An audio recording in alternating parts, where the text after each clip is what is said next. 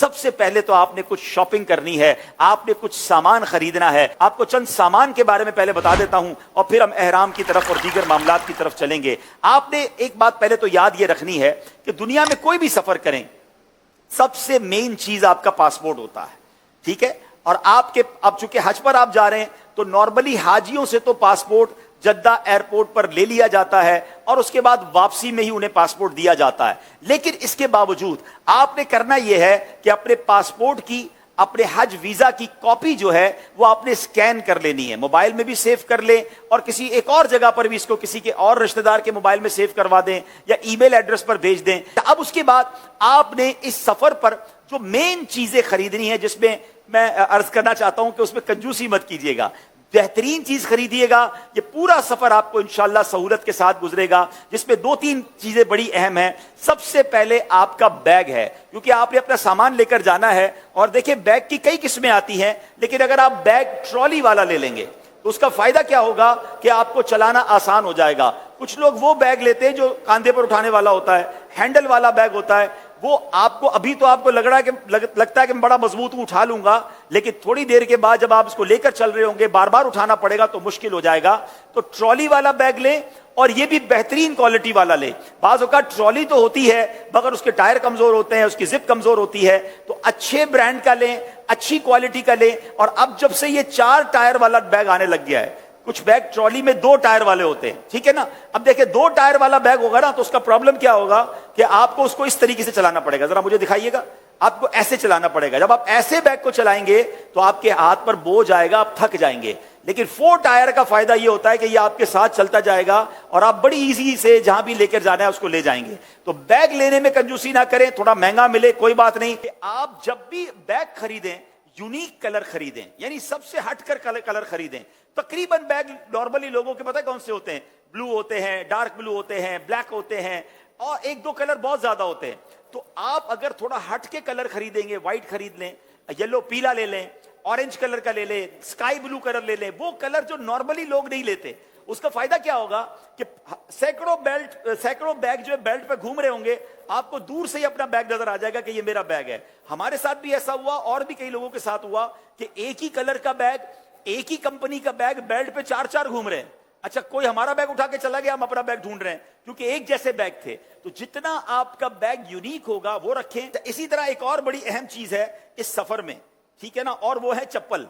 और इसमें बाज़ औक़ात गलती हो जाती है।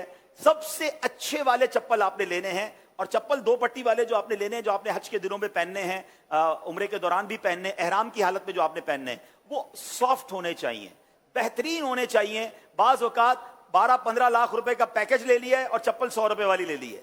अब उस चप्पल ने अगर पैर काट दिए तो आप समझ लें पूरा सफर आपका जो ना तकलीफ में गुजरेगा। तो मैं बार बार ये मशवरा पहले भी देता हूं, दोबारा दे देता हूं कि बेहतरीन चप्पल खरीदें, अच्छी क्वालिटी के खरीदें और इसको पहनकर देख लें। यानी आप आज से ये चप्पल पहनना शुरू कर दें। जिन हाजियों ने हज पर जाना है ना, वो 2 पट्टी वाले चप्पल लेकर, क्योंकि ये चप्पल पहनने की मेरी आपकी आदत नहीं है, हम दूसरे चप्पल और शूज पहनते हैं और आपको ये चप्पल पहनकर ठीक ठाक चलना है। तो अब आप इन चप्पलों को यही खरीद लें, यही पहनना शुरू कर दें, यही चलना शुरू कर दें। आपको यहां चप्पल काट रहा है या चप्पल की वजह से निशान पैर में पड़ रहा है, तकलीफ हो रही है, चेंज कर लें, दूसरा ले लें, तीसरा ले लें। जिस चप्पल पर आपको इत्मीनान हो जाए कि ये मेरे पैरों के लिए बेस्ट है, अब उसकी 3 जोड़ी ले लें, उसी क्वालिटी की, उसी कंपनी की। इंशाल्लाह 2 या एक्स्ट्रा 3 ले लें, इस नीयत से ले लें कि मैं और हाजियों को दे दूंगा अगर मेरे चप्पल नहीं खोए। लेकिन अगर आपकी पसंद के, आपके पैर से जो बिल्कुल माफिक है वो चप्पल खो गए, अब आप दूसरा वहां खरीदेंगे, एक तो रियालों में खरीदेंगे, रुपयों में तो नहीं मिलेगा, और हो सकता है आपको जैसा चाहिए वैसा ना मिले। तो ये चप्पल भी बेस्ट क्वालिटी के बेहतरीन आपने खरीदने हैं। तीसरा आपका काम होगा एहराम। अच्छा, एहराम में भी बेस्ट क्वालिटी लेनी है। इसमें इसका तरीका ये होता है, एहराम में भी बाज़ लोग गलती ये करते हैं कि एहराम लेने के बाद उसको चेक नहीं करते। एहराम खोलते हैं एयरपोर्ट पर, और बाज़ औक़ात तो लोग खोलते ही, अगर मदीना शरीफ पहले जा रहे हैं तो मक्के जाने से पहले खोलते हैं। अब वहां जाकर देखा ये तो मेरे साइज का ही नहीं है, आपका कद लंबा है और एहराम छोटा है, या कोई इस्लाम भाई थोड़े से हेल्दी हैं, उनको पूरा ही नहीं आ रहा, या एहराम बाज़ औक़ात इतना पतला होता है कि जिस्म नजर आ रहा होता है। तो भाई एहराम भी यहां खोलकर, बल्कि एहराम वाले के पास ही खोलकर देख लें, जहां से भी एहराम खरीद रहे हैं ना, वहीं एहराम खोल लें और चेक करें कि इसकी क्वालिटी अच्छी हो। अब देखिए गर्मियों के दिन हैं, इंशाअल्लाह हज जो भी अभी जाएंगे वहां गर्मी शरीफ होगी, तो आपने احرام بہت موٹا نہیں لینا ہے. پتا چلا کہ آپ پہنے آپ کو اور گرمی لگ رہی ہے تو بڑے سافٹ قسم کے بھی ٹاولز آتے ہیں, اچھی کوالٹی کا لیں, اور کم از کم آپ 2 احرام لیں گے. ایک مشورہ ہے, چاہیں تو عمل کرے, ورنہ کوئی پرابلم نہیں ہے کہ اوپر اور نیچے کی چادر لٹھے کی ہو تو بھی ٹھیک ہے, لیکن اوپر اور نیچے دونوں چادریں تولیے کی ہو تو بھی ٹھیک ہے. لیکن آسانی اس میں ہے کہ آپ تہبند جو ہے وہ لٹھے کی باندھیں, یعنی کاٹن کی, اور اوپر والا جو تولیہ ہے وہ آپ, اوپر والا جو چادر ہے وہ تولیے کی لے لیں.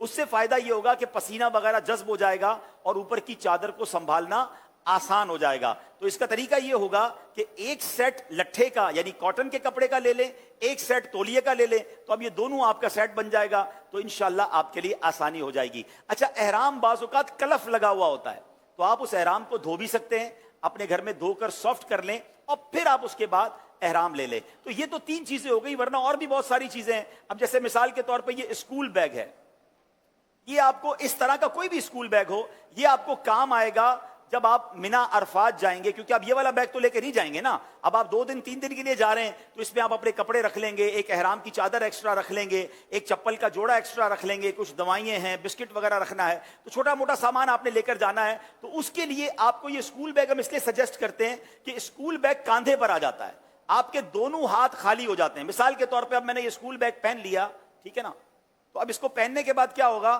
کہ میرے دونوں ہاتھ خالی ہیں اور یہ وزن میرے کاندھوں پر آ گیا ہے. ورنہ اگر اب آپ تسبیح بھی پڑھ سکتے ہیں, بہت آسانی سے واک کر سکتے ہیں, لیکن اگر آپ نے اس بیگ کی جگہ مینا جانے کے لیے کوئی ایسا بیگ لیا کہ جس کو آپ نے ہاتھ میں اٹھانا ہے, تو بعض اوقات عرفات سے مزدلفہ آتے ہوئے یا مزدلفہ سے مینا آتے ہوئے میلوں چلنا پڑتا ہے.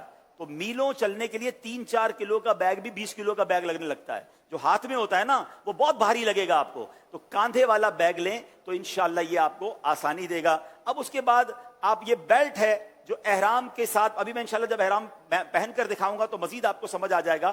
تو احرام کا بیلٹ بھی کوشش کریں اس طریقے کا لے, یہ سپورٹس یہ ٹریولر بیلٹ بھی کہلاتا ہے. اس کا فائدہ یہ ہوتا ہے کہ جب آپ اس کو باندھ لیتے ہیں تو اس کے اندر آپ اپنا سامان رکھ سکتے ہیں. کچھ بیلٹ وہ ہوتے ہیں جو صرف بیلٹ ہی ہوتے ہیں, مگر اگر سامان کی نیت سے یہ بیلٹ باندھیں گے تو باندھنا بھی درست ہوگا, اور اس میں آپ اپنا موبائل فون ہے, اپنا کچھ چھوٹے موٹے پیسے ہیں, مسواک ہے, تسبیح ہے, یہ سب بھی آپ رکھ لیں گے تو انشاءاللہ آسانی ہو جائے گی. تو یہ بیلٹ آپ نے لے لینا ہے تو انشاءاللہ بہتر رہے گا. اب اس کے ساتھ ساتھ آپ نے اپنے ساتھ ایک جانماز جو ہے وہ سفری جانماز یہ ہونی چاہیے. کہیں نماز پڑھنی ہے تو آپ کے ساتھ ہو تو یہ بہت فولڈ آسانی سے ہو جاتی ہے. تو اس طرح کی سفری جانماز ہو, تسبیحات یہاں سے لے لیں, وہاں بھی ملتی ہیں. چھتری لینا چاہیں تو چھتری بھی لے لیں, ورنہ بعض اوقات تو کاروان والوں کی طرف سے, گروپ والوں کی طرف سے کچھ چیزیں مل بھی جاتی ہیں. تو بہرحال ایک اور بات بتا دوں کہ بعض لوگوں کو گروپ کی طرف سے بیگز ملتے ہیں, ٹھیک ہے نا. اس میں ایک پرابلم پتہ کیا ہوتا ہے, سبھی بیگ ایک جیسے ہوتے ہیں, 40 حاجی 40 بیگ ایک جیسے, اور سب پر گروپ کا نام لکھا ہوا ہے. تو اپنا بیگ کیسے پہچانیں گے ہیں؟ تو اب اس کے لیے آپ نے پھر اس بیگ پر کوئی نشانی بھی لگانی ہے, ہو سکے تو مارکر سے اپنا نام بھی لکھنا ہے تاکہ آپ اپنا بیگ ڈھونڈ سکیں.